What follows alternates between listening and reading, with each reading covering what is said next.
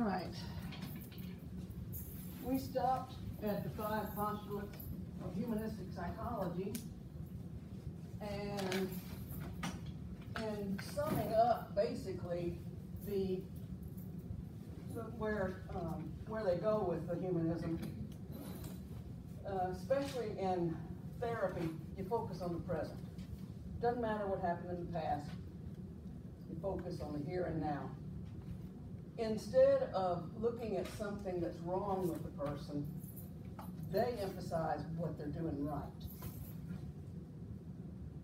They're big on self-awareness, creativity, and planning. Humanists are very, very big on personal responsibility.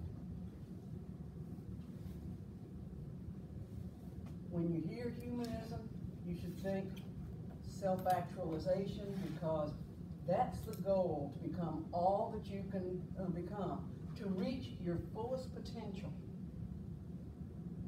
They emphasize free choice and free will. It is a very, very positive approach, and they're very into how unique each individual is. Okay?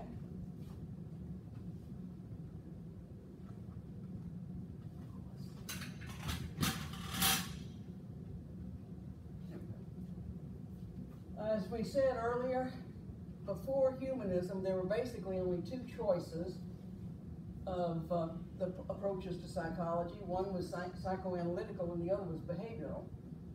Well, humanism came along, and they are called the third force because they gave another approach to be able to look to. Now, Freud, his view of the nature of man was that man cannot be trusted, that humans have no control over sex or aggression due to repression. Now, think about that when we start talking about the humanistic view of mankind. That humans are basically good, trustworthy, rational, and constructive. This is a very positive approach. Here, man cannot be trusted.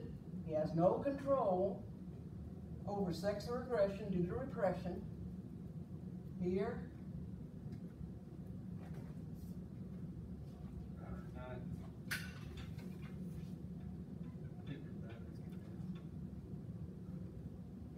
man is basically good, trustworthy, and constructive. I'll move this.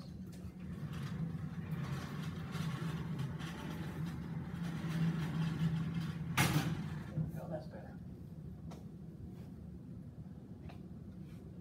Batteries are starting to go. Criticisms, it's very hard to define many of the terms when we're talking about humanism. They're very vague.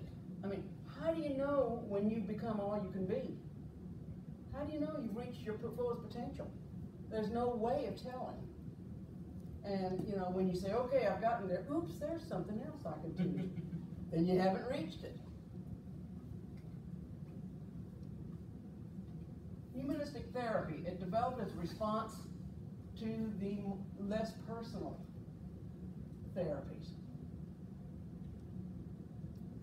Rogers said it is a client who knows what hurts, what direction to go, what problems are crucial, what experiences are deeply buried.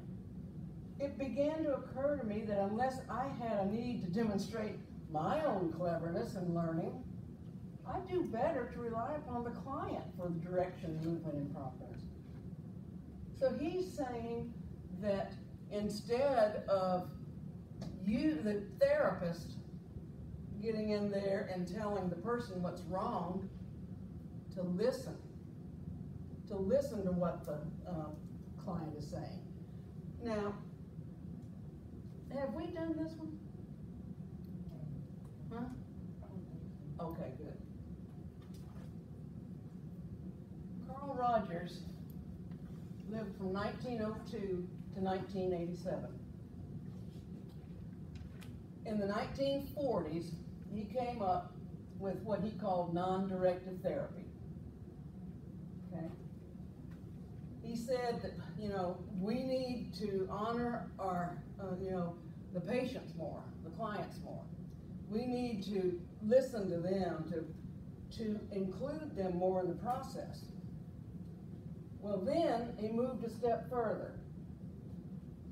He said, said to the clinical field, it's the clinicians that are keeping our patients, our clients sick. It is the clinicians that are not helping the client. And the reason he said that was he said that the clinicians, the therapists, the psychiatrists were using terms that were much too clinical. He said, instead of calling them patients, call them clients. Instead of going from the hospital, they're going to go to the office. Instead of seeing a doctor, he's going to see the therapist. But get these clinical terms out of the vocabulary. Well, later, he said, you know something? I was wrong. I was wrong about those terms. Even the terms that I suggested are too clinical. These are not clients, they're people. They don't need to come for a session, they need to come in for an appointment. They don't need to come to the office or the clinic, they're coming to the office. They don't need to have a diagnosis, they just need to have some help. And they're not coming for a session, they're coming for an appointment. And so he said, we need to get all these clinical terms out, because the more you use clinical terms, the more you'll convince them they're still sick. As I have said in the past, there are a few people that have made such incredible contributions that something in psychology is named after them. Carl Rogers brought in person-centered therapy, at that time non-directive therapy. It became the third force. It is still one of the ones that's being used today.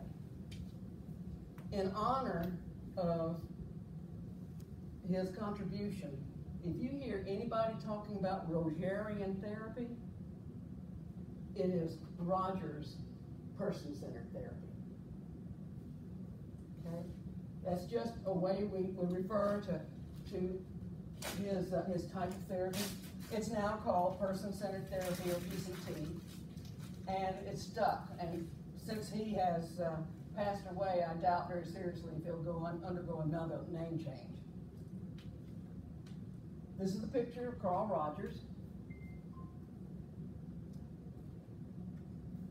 Another quote: how can I provide a relationship which this person may use for his own personal growth? How can I provide an environment that'll make a person feel comfortable, that'll make them feel valued, so that they don't have to think about sickness, they can think about what they can do to improve themselves. Well, before I tell you what PCT is, I want to tell you what it isn't first. I'm going to give you a list of things that the therapist cannot do during a session of PCT. The therapist cannot give advice.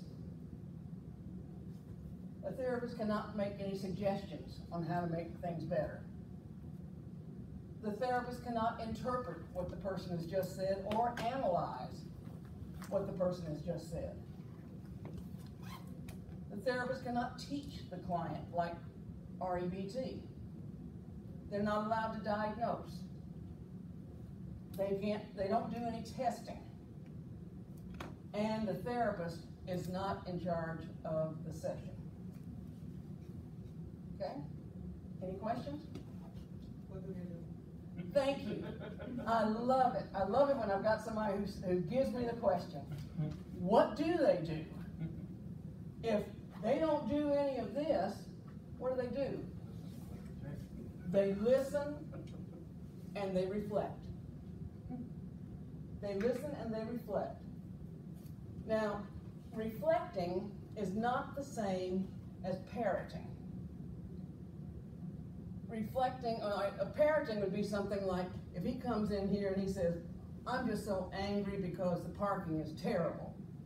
And I say, wow, you're really angry because the parking is terrible, aren't you? See, that's parroting. I just give exactly what's back in the same words. Reflecting, taking it in, digesting it, and then giving it right back exactly what he said, but rephrased. Telling him exactly what he just said, but in a different way. This helps the person feel validated, and it helps the person feel supported, okay? I had a client one time, and she was known as a therapist hopper. She would go from therapist to therapist and say nobody was helping her, and you know, they were a quack and all this, and she literally went from therapist to therapist. Well, she came into my office, and after a couple of sessions, she started feeling, I could see she was getting anxious and about ready to start finding another therapist. I had tried several things, REBT included, so I thought, I'm going to try a little bit of Rogerian on her. So she'd say something, and I'd reflect. And she'd say something else, and I'd reflect.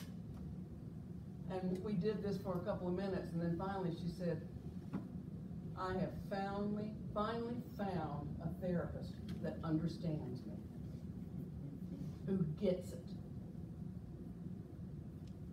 I was reflecting. I was just telling her back exactly what she had just told me, but in a different way. It was in a new, rephrased way. So, you know, it has a good purpose and a good place in psychology and in therapy. We do have purists, but not as many do PCT as some of the others. Have I told you all the difference between a purist and a neglected? Okay, good. Instead of seeing people as flawed with all kinds of bad behaviors, thoughts and behaviors that require treatment, PCT actually functions on the principle that each person has the capacity to fix themselves, has the capacity to identify what needs to be changed, and then they identify what they have inside to be able to change it, okay? The job of the therapist is to help their clients to overcome negative influences of authority, to overcome negative influences of society or abusers, and to get back to making their own healthy choices which would support their growth. With loving care, they learn how to fix themselves. Rogers' 6 factors for growth. Well, first of all, if you're going to have growth in a therapy session, you have to have a therapist and you have to have a client, okay? The client incongruence or vulnerability. The therapist congruence and genuineness. The therapist's unconditional positive regard. The therapist's empathy and the client being able to improve their perception, to identify and work with their perception.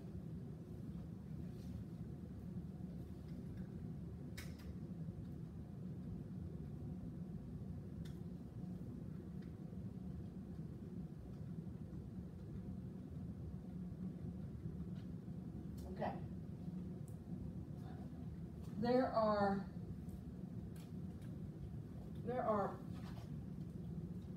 psychologists that I've told you that I really, really like.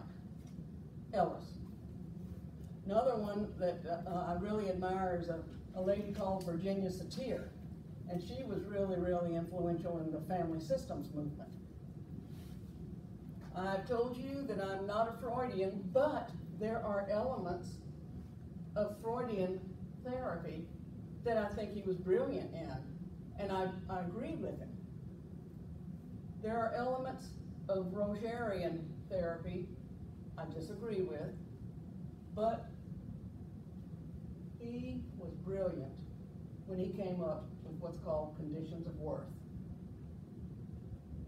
He said the child is taught to be dishonest with his feelings and dishonest in the way he behaves, because he has to behave a certain way to win the affection and the approval of the significant people in his life. The child begins to believe he can receive positive regard by behaving in a certain way or by denying or distorting other feelings. Now, what that says is that as we are growing up from children, we have people that we love, that we respect, that we care about, that are significant in our lives, and to gain their approval, to gain their love, we will act the way they want us to, or talk the way they want us to, or feel the way they want us to, so that we can gain their approval and acceptance.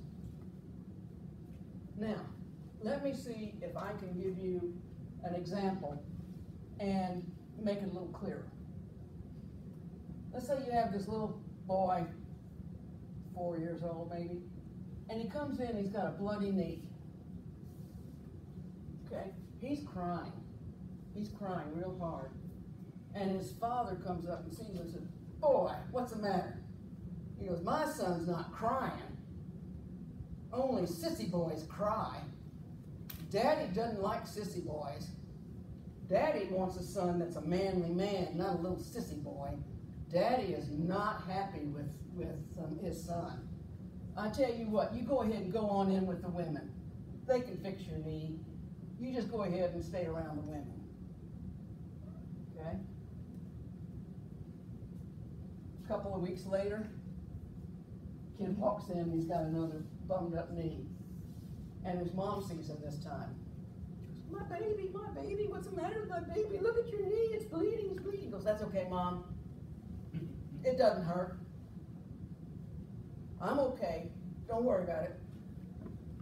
Dad sees him and says, "That's my son.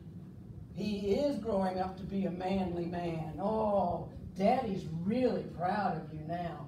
Here, us guys stay together. I'll take care of your knee. Yeah, we'll just do that together, won't we, son? Daddy's so proud of you." Do you see how he has just taught that kid to distort his feelings, to ignore, that knee hurt. But he taught him that Daddy's not going to be proud if he says it hurts.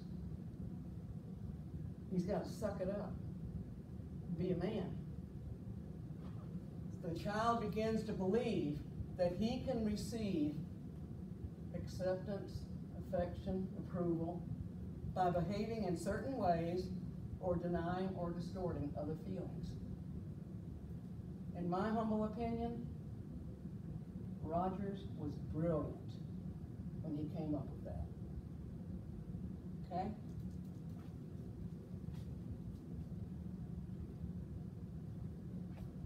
The counselor, the therapist, if they do PCT, there has to be present an attitude and atmosphere of supporting and accepting the client regardless of the client's behavior or what they tell you. It is unconditional acceptance. This is really a big part of PTC. Unconditional positive regard, unconditional acceptance. The therapeutic setting has to have unconditional positive regard. It has to be non-judgmental. The therapist can't hold an opinion about the person or what they have said. The therapist has to be congruent, authentic, genuine. Give unconditional positive regard and give or exhibit accurate empathy. Okay? The goal of Rogerian therapy, to create a non-judgmental setting, to facilitate personal growth and development, to eliminate feelings of distress, to increase self-esteem and openness to experience, and to enhance the client's understanding of him or herself. Okay? Criticisms, that type of therapy cannot be used in a life-threatening situation. This type of therapy cannot be used in a crisis. Now, what I'm going to tell you is based, well, I'll just tell you as I go along. There's a lot about Rogerian that I like. I think he's got a good idea about some things. But there are some elements of it that are very significant that I have deep concerns or questions about. Well, I went to a conference and a Rogerian purist was conducting this conference. I was excited, and so I went to the conference, and during break, I asked him what he would do in this scenario. The scenario is true. The scenario was something one of my patients did. Scenario is, the guy came in one day, sat down, greeted me, and he said, before we say anything else, I want to tell you something. He said, I've been going to therapy for a long time, and he said, quite frankly, I've made more progress under you than anybody else. He said, I've enjoyed our sessions. I've grown through our sessions, but I think I've come to a point that I can't make any more progress with anybody in therapy. Therefore, when I leave here, I'm going to go home, I'm going to put a shotgun in my mouth, and I'm going to blow my head off. Now, I turned to this Rogerian, and I said, now, I know that you can't disagree, and I know you have to have unconditional acceptance, so what would you say? Something like, I am so proud of you. When you came to talk to me, you couldn't focus, you couldn't set a goal, and you didn't have any motivation, and look at you now. You've got a plan, you're motivated, and congratulations. I said, what would you say?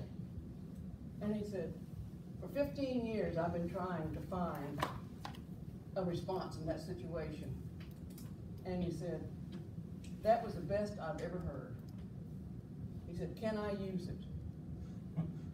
And I said, use it, you can have it, but just don't give me the credit. You never tell somebody who is suicidal, good idea. You never tell somebody who's suicidal, you know, I support you completely. Great idea, go for it. You don't do that. Thankfully, this guy, the police caught him before he was actually in the process of committing suicide when the police was able to catch him. But I'm telling you, there's no way in a situation like that that you can have unconditional acceptance. And if you can't have unconditional acceptance, you're not doing PTC or PCT. The other problem that I have with it, and I know this is an outlandish, outrageous type of illustration, but again, it's something that I'm concerned about, and I haven't had anybody tell me what the answer is. What about a guy who comes into your office and he sits down and you greet him and you say, well, what can I help you with? I'm here because I'm court ordered. Okay? Why are you court ordered? Because I'm on probation. What did you do that ended you up in the legal system that you're now in my office about? Okay, you're going to push it, I'm going to tell you. I love having sex with little 7-year-old boys. I live for the thought of having sex with little 7-year-old boys. And I got caught, and I was sent to jail, and I'm on probation now, and I can tell you what, I still think about it, I still want it, and the chances are when I get out of here at some point, I'm going to celebrate and indulge my desires again. As a therapist and as a human being, I cannot condone what he just said. I cannot accept it. Well, I'm really proud of you, you know, at least you didn't pick out an 8-year-old, you know.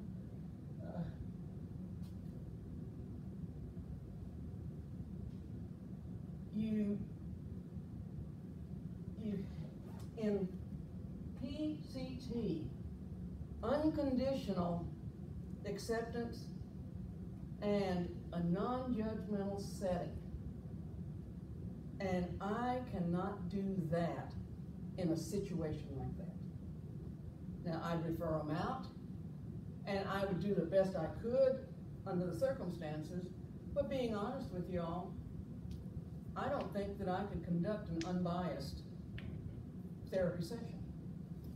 And so knowing I couldn't, I'd have to refer him out. But as a PCT, I don't know how you would respond to that. See, because you have to have unconditional acceptance and positive regard. Well, I'm going to show you a video in which the person-centered therapy is conducted. And you can get a flavor of the way a PCT session goes. I want you to listen to the reflecting.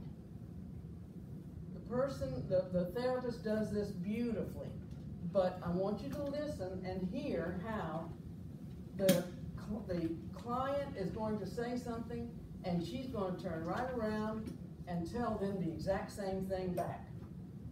Okay?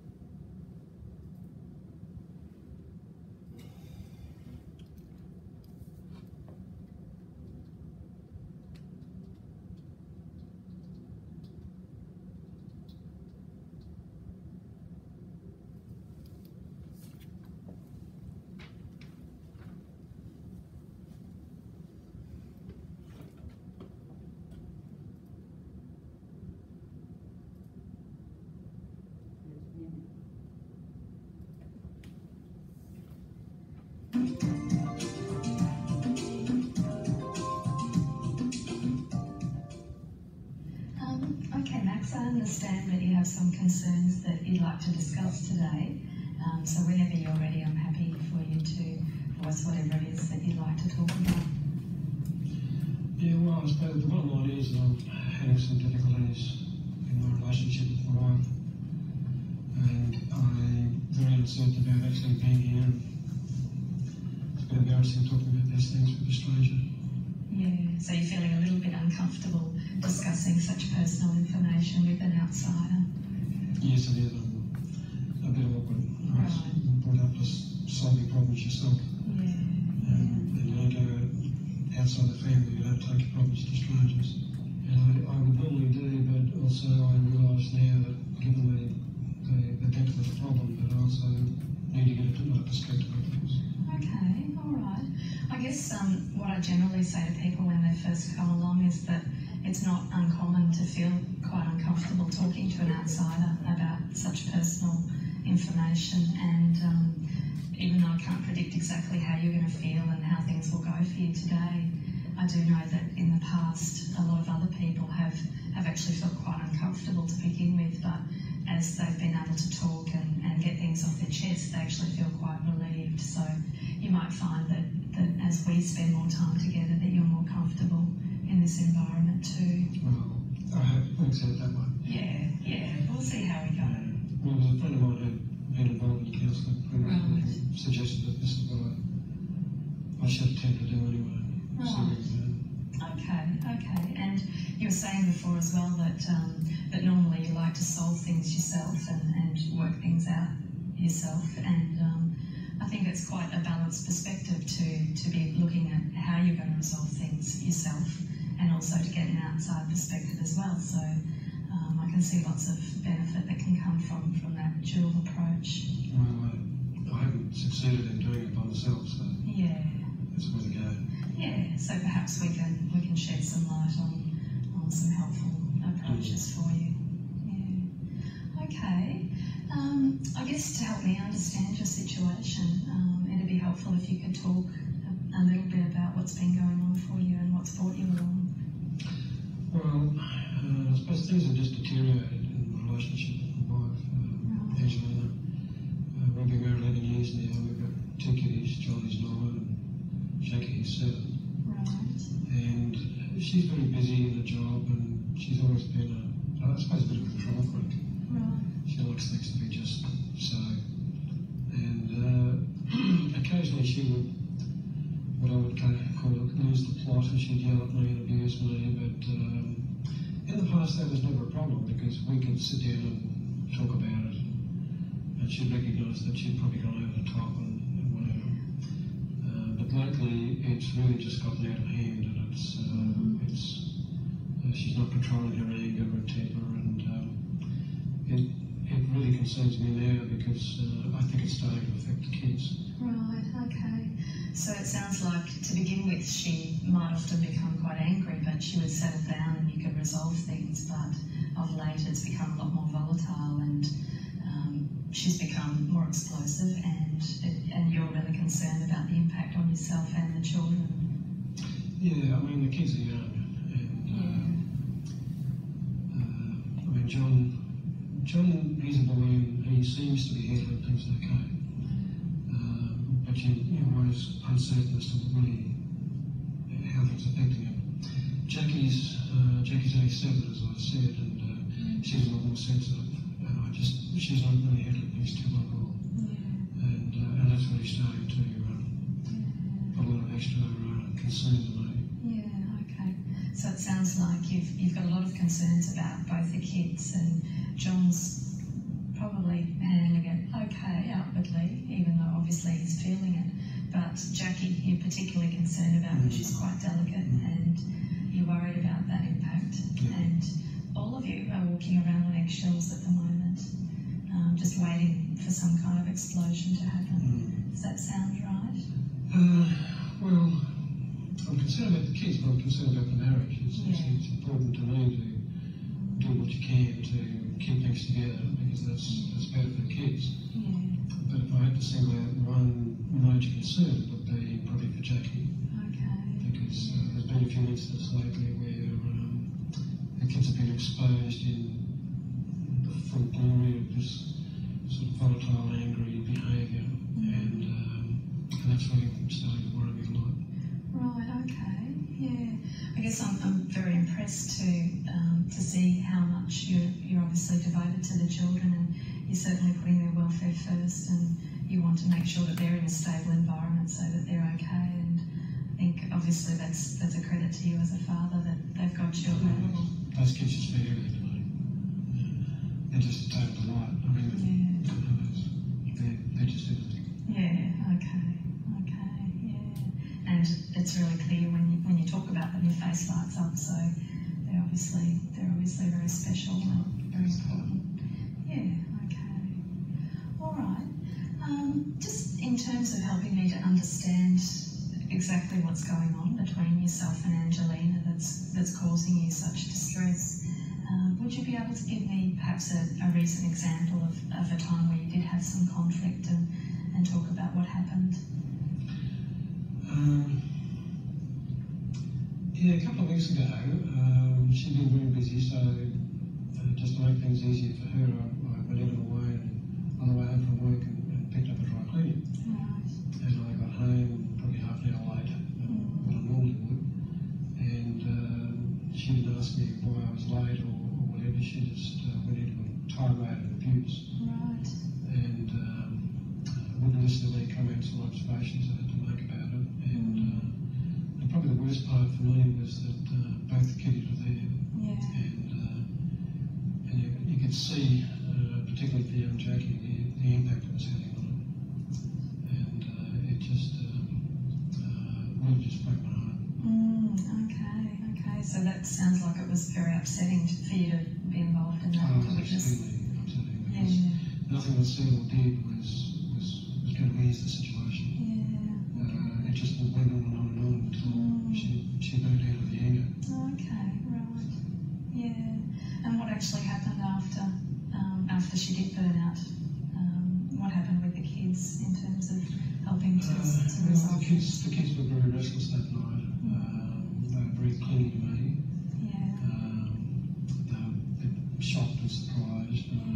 These things have been going on for a while, but this was the first time the kids had actually been fully exposed to the, I suppose, the full spectrum of the abuse and the ranting and raving. And just the volatile nature of it, really quite hostile. Okay, so that was a specifically bad incident. Yeah. And how often does this tend to happen? It's episodic. It's always there underneath the surface. Sometimes it might be every day. Sometimes it might be once a week, once a fortnight. That's because there's no rhyme or reason to things. That's actually adding to the difficulty because I find it starting to affect my work. Right. And I think myself and the kids are starting to walk on eggshells a little bit. Right, okay. And that's a very unhealthy environment for the children. So it's affecting the children, but it's spilled over into your work environment as well, and you're feeling uncomfortable when you're at work. Is that right? I find myself sometimes not focusing on the work and thinking about how can I fix things up at home so that Angelina's more settled, it's more peaceful, harmonious life that we used to have. The kids' lives are so disrupted and they're not exposed to this intense and negative emotion. Right, okay. So it sounds like, Max, for you it's a very constant and unrelenting distress. It's at home, it's at work, and you're feeling it.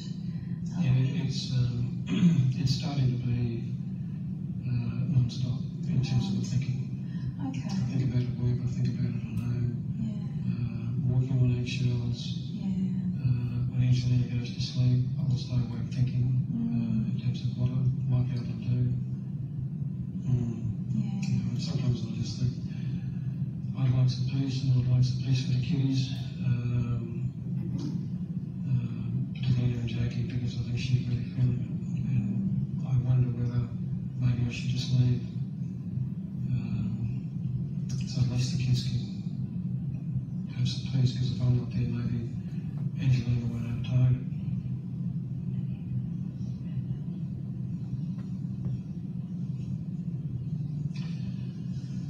It's a big step, isn't it?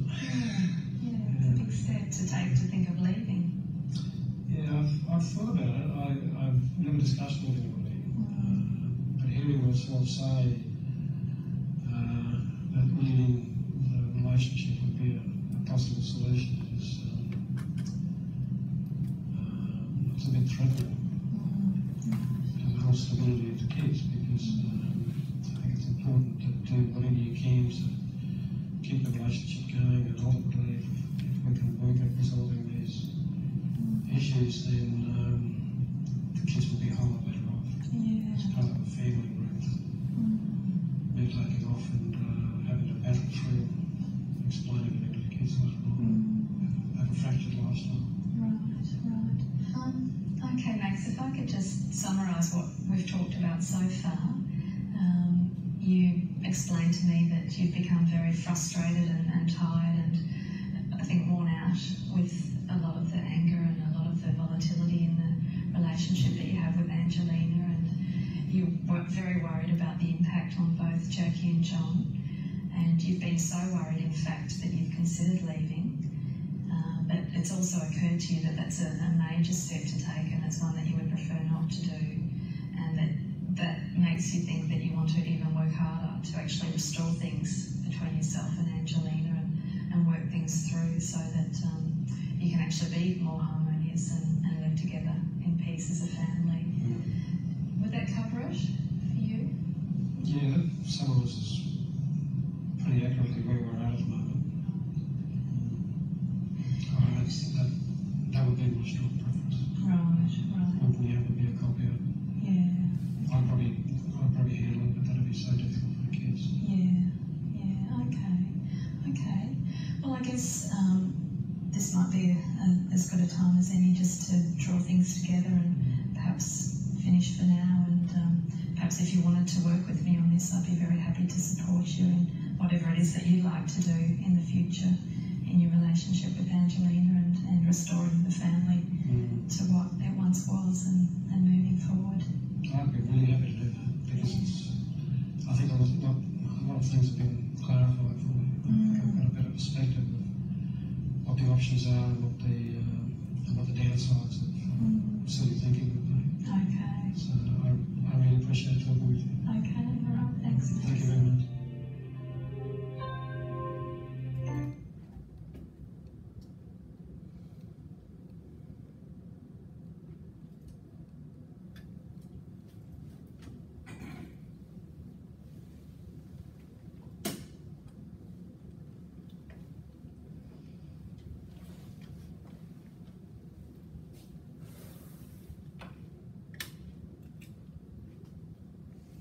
What did you all think about the reflecting? I think it's a good approach for people who won't catch it.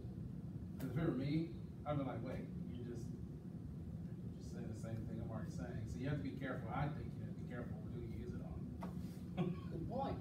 You said that you have to be very careful on who you use it on because they might not like the technique of reflecting. What would be wrong with it? Wrong with. What would you not like about it? I wouldn't think that they were actually helping me as much as they're just simply just telling me exactly what I already know. Okay. Saying that you wouldn't feel like you were benefiting, Right.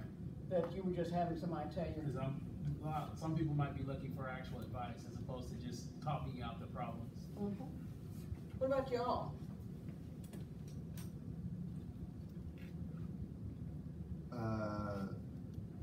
No, because I wouldn't want to hear something I already know. Like, I don't want somebody repeating the problems that I'm there for. At the same time, I kind of feel like it can be helpful though, because the therapist reflecting back on them is just kind of making the person think of what they're talking about, what's going on, and make them think. Okay, no, that's a positive, that having it given back, it makes you think about what you just said. It could also put them in deeper thought. But, It could also put them in deeper thought. okay, Situation. having to do a little bit of self-reflecting, self-examination. Which These could are good go observations. good or bad. Do what? Which could go either way. It just People, depends on the person. you know, people who do PCT, they can do it very well. I just have some reservations about it myself. Did you all have an observation? Okay. Did you have an observation? I think sometimes just talking it out, really, depending on the person, sometimes people just need to talk it out. They need to hear themselves think and say it. And as you say it back to them, they're like, oh, they just reaffirmed everything they did. Because that guy basically had his plan already planned out. He just needed some to validation. be, needed some validation from the person. So I can see how it's effective on certain people. You just have to, again, I think you'd have to figure out if it's gonna work on this person before you use it, or try to, attempt it, but if it's not working, I back off. A lot of therapists use PCT at first to ingratiate yourself to the client and to what's called join with the client, but then they switch to another type after they build that trust relationship. So it's used as like a segue of sorts? Yeah, kind of say. Yeah, exactly, segue into a different type. And, I've done that myself. You try to get a relationship going there, a trust, communication and such. And, if you don't have trust in your therapeutic relationship, you're not gonna get anywhere. Did anybody have any questions about the clip? She said yeah too many times. Oh, that drives me nuts. Yeah, I thought it was just me. I'm like, oh my God. Oh, that would drive me nuts. And then that one strand of hair that was just hanging in her eyes. Yeah, okay. Oh my God. Please stop saying it. Yeah. I was hoping somebody would say that, because that drives me nuts. And you've seen it once. I've seen it probably 100 times. Are those real cases, or is it just? I believe that these are, they're actors.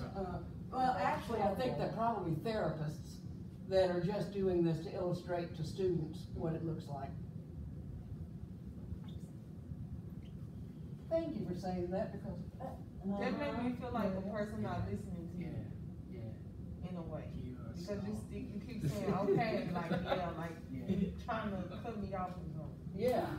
Yes. I mean, because anyone can just be like, yeah. I mean, because when I talk, if I'm not listening, I'll be like, dang, for real. Like, this Yeah. crazy. You need to hear your story up. Like, if after the third, dang, that's crazy, and you still talking, I'm definitely tuned in. So the chances are you wouldn't go back. That's great. I love that. Well, the next thing, the next approach is a biological approach. Now, I do want to say something here. I'm going to be opening up your second assignment. Well, you already have assignment 6 opened up, but your second assignment is going to be, you have to write a paper that convinces me that nature explains personality. Half of it's going to be nature explains personality. That heredity DNA is responsible for everything you are. And then you have to do the second half of the paper, which convince me that you learn everything, that it's environmental. And I'll expand on that a little bit, but I just want to get you kind of thinking about that while we talk. The biological approach is also known as the physiological approach, or the physiological model, the medical model, or the disease model. Okay? The reason is because it looks for an organic cause for everything. If you're depressed, there's got to be an organic cause. You know, your serotonin is out of whack, you've got a B12 deficiency, but there's something organically causing that problem. Okay? Biological focuses on heredity and physiological processes. Okay? during your film that you saw, the Kill or Cure, History of Madness, it talked a little bit, a very little bit about Hippocrates. Hippocrates was the father of medicine, but he also was a Greek philosopher, and he was interested in our personalities, and he attributed personality traits to the fluid levels of the body.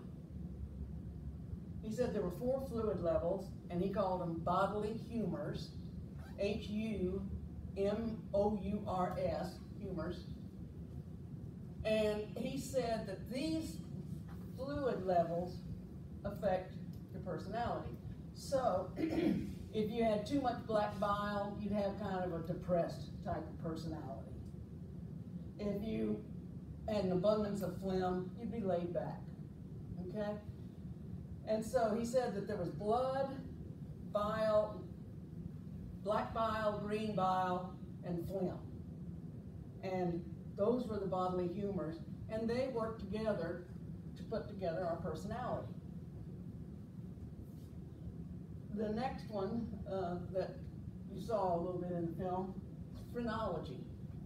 That's where you feel the lumps and bumps and dents in a person's head and can predict what their personality is like from those typical types of bony structures. Well, where phrenology and feeling the lumps and bumps on a bone on the skull may have been incorrect, the idea that personality traits can be located in different places in the brain is valid. And so where he might have said, well, there's a dent right there, that means that you have this personality trait, you go under the skull into the brain, and he was right, okay? And so that was really kind of first attempt at mapping the brain. Then you've got William Sheldon in the 1940s, and he basically said that the personality corresponded to the body type that you got. And he called that body type, he said there are 3 of them. One's kind of a rectangular body type called the mesomorph. One is a round one, which is the endomorph. And then the thin one would be the ectomorph. He said the mesomorph was assertive and energetic. The endomorphs loved comfort, but were outgoing. And then you've got the ectomorph, thin, restrained, and lonely. Okay, let's dissect this a minute. Anybody want to take a shot at this? Yeah. Okay. So basically, someone who's physically fit is very assertive and energetic because he goes to the gym, and he's got the rectangular shape. And then the endomorph would be someone who's probably a computer nerd who likes to eat chips and stuff. So they love comfort, but they're also outgoing. And then you've got the thin person who doesn't eat very much, he's very restricted, lonely, probably sits by himself and nibbles on their sandwich like a chipmunk or something. I don't know. What's wrong with this theory? It's not accurate. It's not accurate. Yeah. What? It's not accurate. Why? I mean, it's a metaphor. It's accurately as a metaphor, but There's there's too many variations of like people. There's like too many options of people out there. But there's a real flaw in the logic there. What? To what? Stereotyping or something? It's Stereotyping, it's accurate labeling stereotyping. people. In a way, it already figures into the labeling they already have at that time. That was my word instead of metaphor. Yeah, okay. Stereotype. Accurate stereotype. Well, what if your shape changed? Would that mean that you would have to have a personality change? Yes. It can be affected, like, if You your know, like body if a and woman stuff who change. has a great body gets pregnant, she might feel a little sad after she kind of loses her figure when she gets pregnant.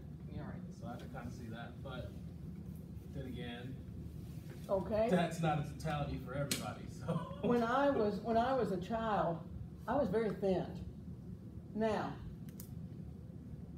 I was in the middle of everything. We had a group that ran together, and we got into all kind of mischief, and we played all kinds of games, and we were all over that neighborhood. So I guess I was bound to be round and fat later on, because that was going to be the personality I grew into. You know, do you grow into one, or does it change, or there was no way that I was restrained and lonely when I was a kid, and yet I was thin. So, you gotta ask what happens if the shape changes. What happens? Do you change your personality, or is it that you were always supposed to be that way, or what? See? And what if you're thin and you are restrained and lonely and you get fat? You get a round body. And you're still restrained and lonely. See? We got a problem with that logic there.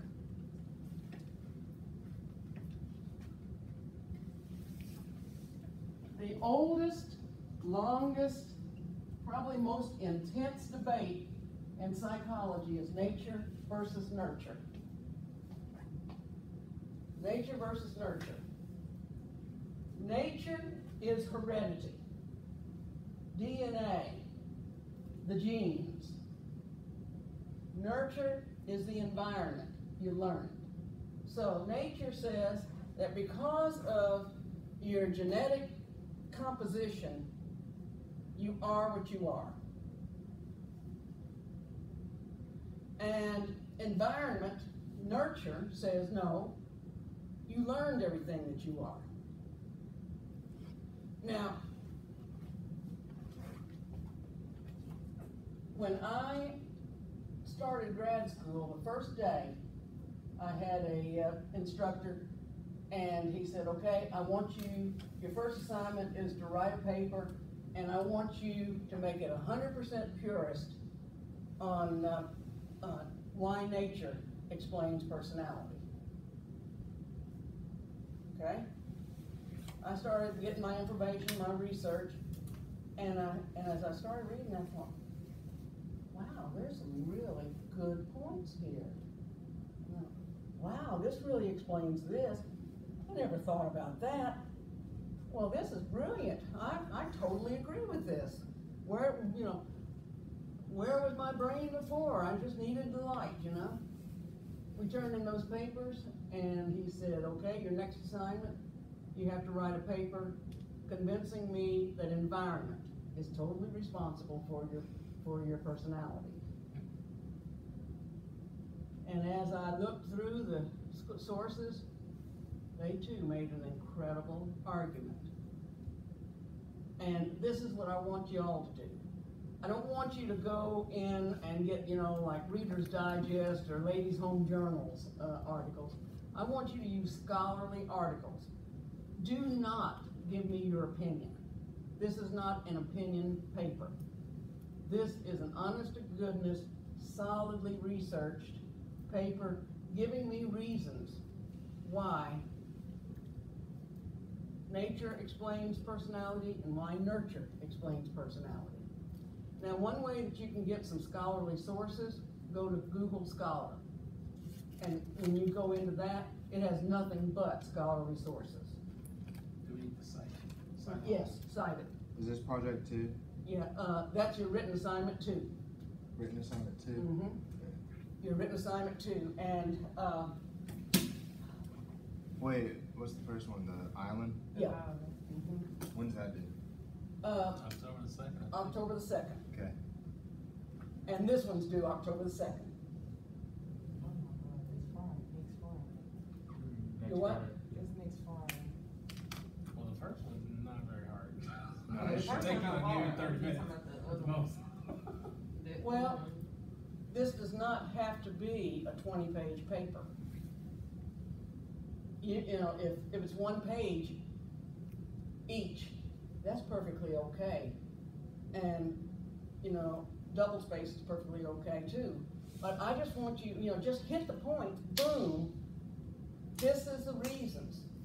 You don't have to make it a thesis that's ready to be accepted for a master's, you know. I just want you to use some real good thinking and research behavior and do that. That's me. Sounds like a submarine. It's sonar. Sonar, yeah. Okay. Now, one of the problems with taking something to its logical conclusion is that it can really, really show the flaws in that. You know, let's, for debate's sake, say that they found a wife-beating gene. Okay? They found a wife-beating DNA chromosome, and they know now that, you know, it's passed on from generation to generation. Okay? You got a guy who comes up before the judge. The judge says, well, son, are you guilty? And he says, well, I did beat her, but I'm not guilty. Well, did you do it? Yes, I did, but I've got a gene, and this wife-beating gene, I can't really control because, see, my granddaddy beat his wife, my daddy beat my mama, and so it's just in the genes, and because it's DNA, I don't have any control over it. You can, you know, we're already in a society of blame shifting and responsibility shifting, and that's a perfect opportunity to do so. It's not my fault, it's in the genes. See? So, that's one of the problems I have with heredity. Another is if something is caused by heredity, let's say mental problems, if it's caused by heredity, why do we have therapists? Therapists can't do anything about chromosomes. So, you know, there's some thought that has to go into some of these natural conclusions. Now, I can make a point, I can make an argument either way here. For one thing, I have a relative. This relative, everybody liked him. He was a go-to guy. Nobody had anything bad to say about this relative except that he drank too much. Okay? Well, when this relative was born, his daddy died within the first 2 years of his life. So his daddy was not a presence when he was growing up. When he became a man, his mannerisms were exactly like his daddy. He talked like his daddy. His personality, so much like his daddy. And so, as a nature person, I can say, hey, Dad wasn't in the picture. It has to be genes. As an environmentalist, or not environmentalist, as a nurture behavioral person, every time when that boy was growing up that he did something like his daddy, it was reinforced. Oh, isn't that cute? He just did such and such, but like his daddy did, you know. And the boys want to be like daddy, and my mom just gave him a smile and seemed pleased. So there's more of a chance that little boy is going to do that behavior again. And then more and more of those get reinforced, and he develops a personality just like his dad. And that can happen. And so either one, you can make a case, either one. But I just want to know from y'all, digging up this scholarly, good stuff, make a case. Nature explains it, and then make a case, nurture explains it. No opinions, okay? You can't say, well, you know, I grew up in an alcoholic family, and I mean, you know, I can't put the stuff down, so obviously it's nature. You know, I want facts, not personal interjections. All right, anybody have anything they want to ask? Anybody have anything that observations that they want to? How long this one has to be? How long this person has to be? I would say at least 1 to 2 pages minimum. It doesn't have to be an extremely long paper. I mean, if you can convince me in a paragraph on each, I'm fine with that. I find it hard to believe that there are actual purists when it comes to either one of these. Because it seems so obvious that it's actually both. 9 times out of 10 it's probably both. It seems to my mind that, you know, because I could very well see a mom who lost a husband saying it to their kid, but at the same time, I can also see it being.